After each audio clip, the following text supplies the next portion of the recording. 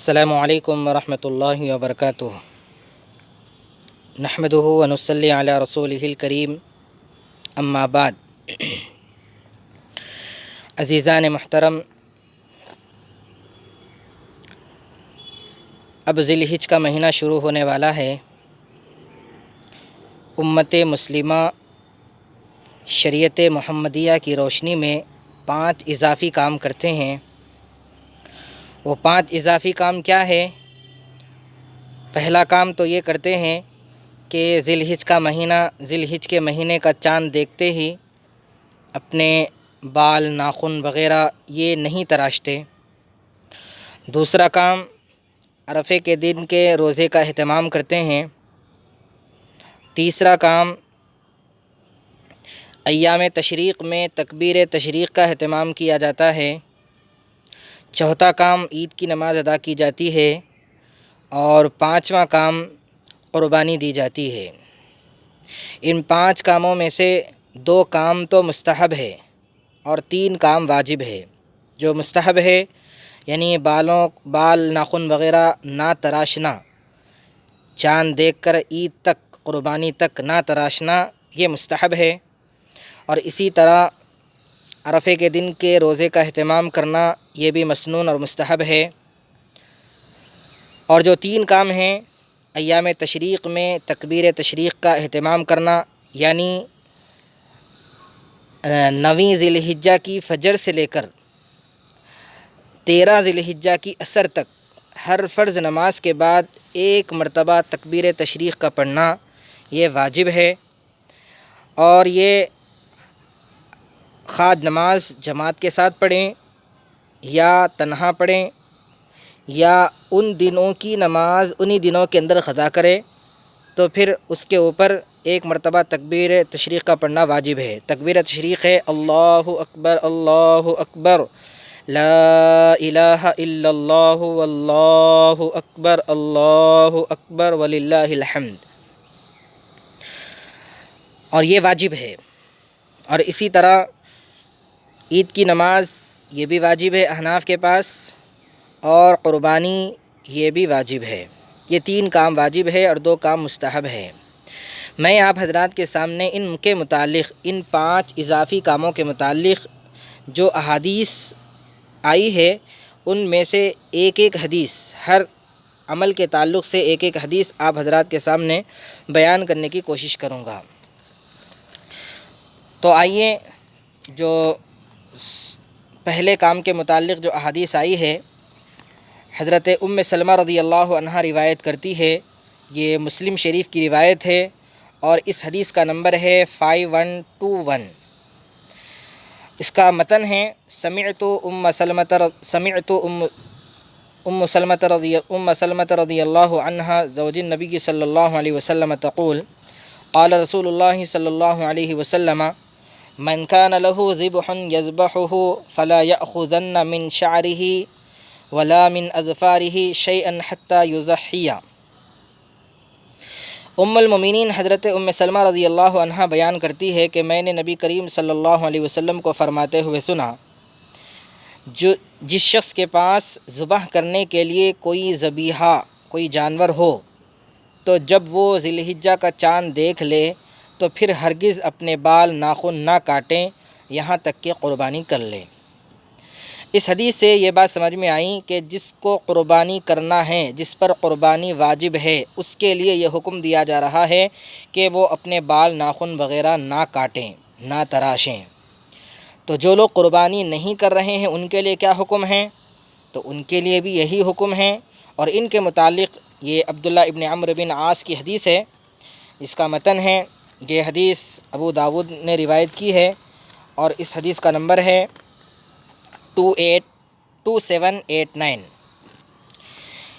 عن عبداللہ بن عمرو بن العاص ان النبی صلی اللہ علیہ وسلم امرت بیوم الاضحی عیدا جعلہ اللہ عز وجل لهذه الامة قال الرجل ارأيت ان لم اجد الا اضحیۃ انثى افاضحی بها قال لا ولكن تأخذ من شعرك وأظفارك وتقص شاربك وتحلق عانتك فتلک تمام اضحیتک عند اللہ عز وجل۔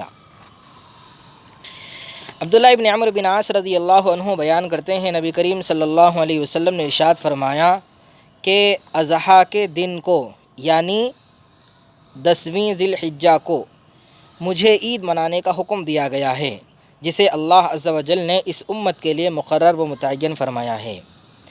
ایک شخص کہنے لگا، آپ بتائیے اگر میرے پاس سوائے مادہ اونٹنی یا مادہ بکری کے کوئی اور چیز نہ ہو تو کیا میں اس کی قربانی کر دوں؟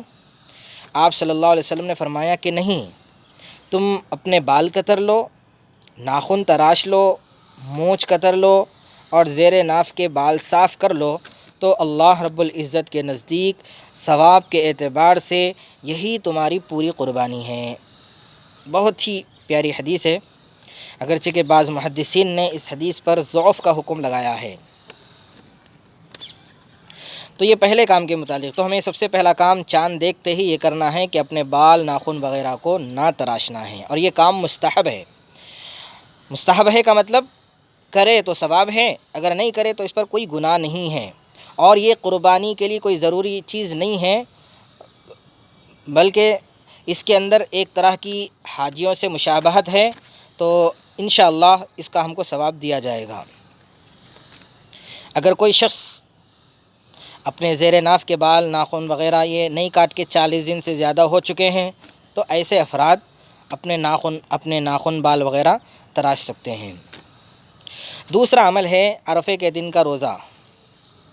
اس کے متعلق ابو داود کے اندر ایک تفصیلی حدیث آئی ہے، میں وہ پوری حدیث نہیں بیان کروں گا، بلکہ عرفے کے روزے کے متعلق جو حدیث کے الفاظ ہیں وہ آپ کے سامنے کوٹ کر رہا ہوں۔ یہ حضرت ابو قتادہ رضی اللہ عنہ روایت کرتے ہیں، ابو داود کی روایت ہے، ابو داود اس کا نمبر ہے 2425۔ صیام یوم عرفۃ احتسب علی اللہ ان یکفر السنۃ التی قبلہ والسنۃ التی بعدہ۔ ابو قتادہ رضی اللہ عنہ روایت کرتے ہیں کہ آپ صلی اللہ علیہ وسلم نے ارشاد فرمایا، عرفے کے دن کے روزے کے بارے میں اللہ کی ذات سے امید رکھتا ہوں کہ یہ روزہ پچھلے سال کے گناہوں کا کفارہ ہو جائے گا، اور اسی طرح اگلے سال کے گناہوں کا بھی کفارہ ہوگا۔ یعنی کہ انسان کے جو گناہ ہیں وہ صغیرہ گناہ، وہ 2 سال کے یعنی 1 سال پیچھے اور 1 سال آگے کے اللہ رب العزت معاف فرما دیں گے اس روزے کی برکت سے۔ تیسرا کام وہ ہے ایام تشریق میں تکبیر تشریق کا اہتمام کرنا۔ اس کے متعلق یہ احناف کے پاس 1 مرتبہ ہر فرض نماز کے بعد پڑھنا واجب ہے۔ اس کے متعلق قرآن پاک کی آیت ہے وَاذْكُرُوا اللَّهَ فِي أَيَّامٍ مَّعْدُودَاتٍ۔ اس آیت کی تفسیر میں مفسرین کہتے ہیں کہ یہاں پر ایام معدودات یعنی گنتی کے چند دن اللہ کا ذکر کرو، تو یہاں پر ایام معدودات سے مراد ہے ایام تشریق۔ اور اس کے متعلق جو حدیث ہے، حضرت مصنف ابن ابی شیبہ رحمۃ اللہ علیہ نے اپنی مصنف ابن ابی شیبہ یعنی کے اندر اس حدیث کو روایت کیا گیا ہے۔ وہ حدیث ہے جس کی سند کے متعلق ابن حجر رحمۃ اللہ علیہ نے صحیح قرار دیا ہے۔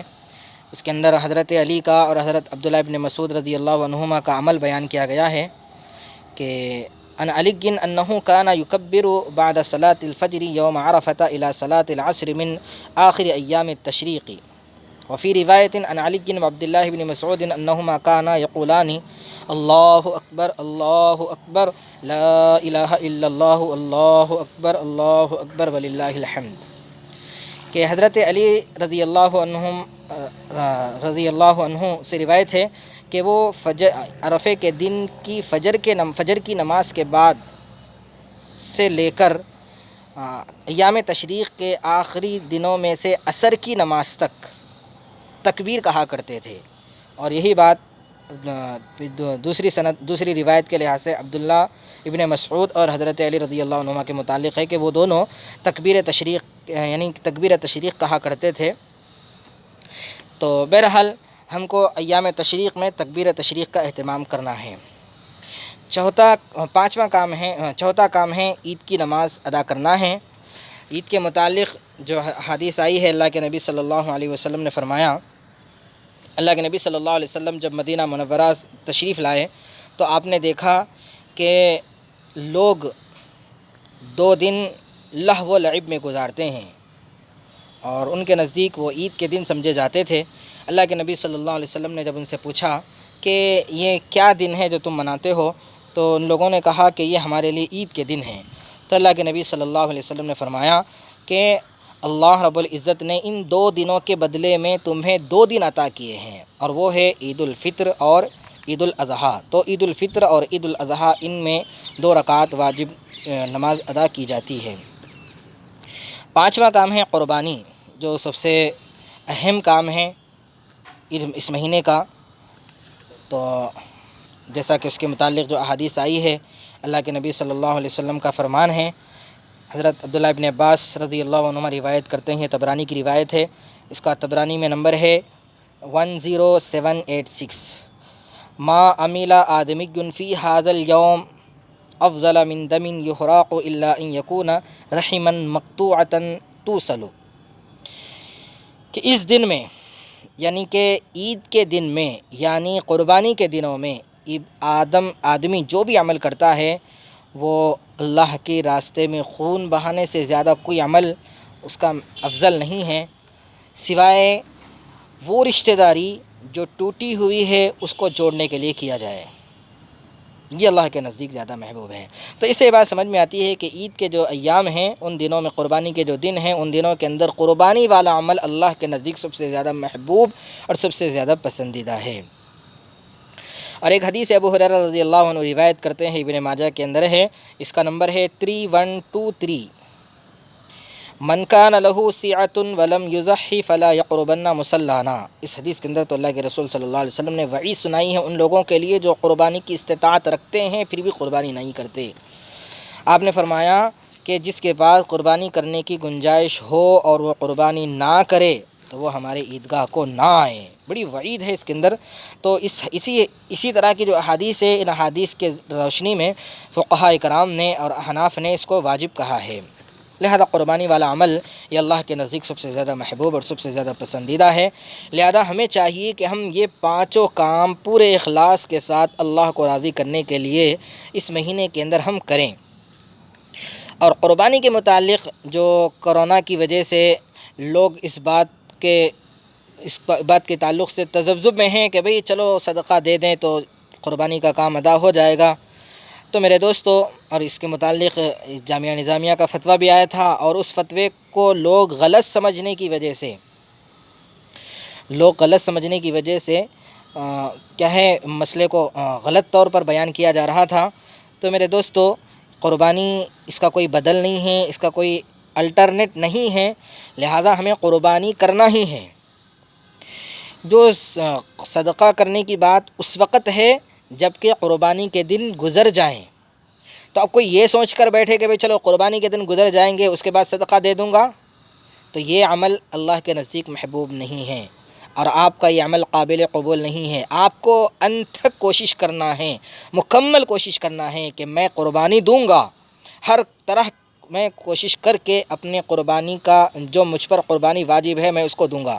ہاں، البتہ یہ کیا جا سکتا ہے کہ بھئی جن کے اوپر قربانی واجب نہیں ہے، جو مالی اعتبار سے جن کے پاس وسعت نہیں ہے، وہ لوگ بھی کیا ہے، بعض ایسے لوگ ہوتے ہیں جو قرض لے کر قربانی دیا کرتے ہیں، یا جن کے اوپر واجب نہیں ہوتی وہ لوگ کیا ہے قربانی دیا کرتے، تو وہ لوگ اہتمام نہ کریں۔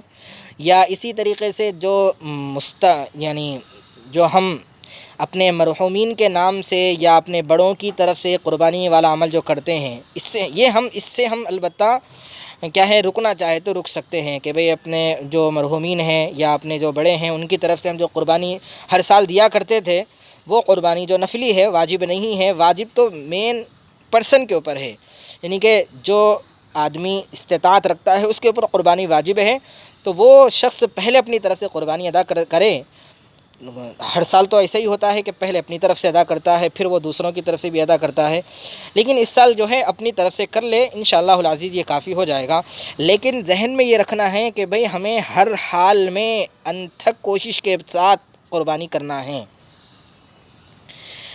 ہاں، ہم کوشش کر لیے، اور کوشش میں ہم کامیاب نہیں ہو سکے، یا حکومت کی طرف سے عین وقت میں پابندی آ گئی بھئی اگر قربانی کرو گے تو جیل جاؤ گے، یا اس طرح کا کوئی ایسا معاملہ ہو جائے تو پھر کیا ہے، ہم ویسے موقع پر یا ہم کوشش کر لیے جانور نہیں مل سکا، تو پھر اس صورت میں وہ رقم جو ہے ہم عید کے دن گزرنے کے بعد صدقہ کر سکتے ہیں۔ یہ بات سب ہم میں سے ہر ایک کے ذہن میں ہونی چاہیے کہ ہمیں ہر حال میں کوشش کرنا ہے اور قربانی ہی دینے کی کوشش کرنا ہے۔ اللہ رب العزت ہم سب کو سمجھنے کی اور عمل کی توفیق عطا فرمائیں، اور اس سال ہمارے لیے قربانی والے مرحلے کو آسان فرمائیں، اور پھر ہمارے اس عمل کے اندر اخلاص پیدا فرمائیں، اور ہمارے اس قربانی کے عمل کی بدولت ہم سب کی مغفرت فرمائیں، اور اس قربانی کی بدولت اللہ رب العزت پورے ملک سے بلکہ پوری دنیا سے کورونا کے عذاب کو ٹال دے، ختم فرما دے۔ اللہ رب العزت ہم سب کو سمجھنے اور عمل کی توفیق عطا فرمائے۔ آمین۔ وآخر دعوانا ان الحمد للہ۔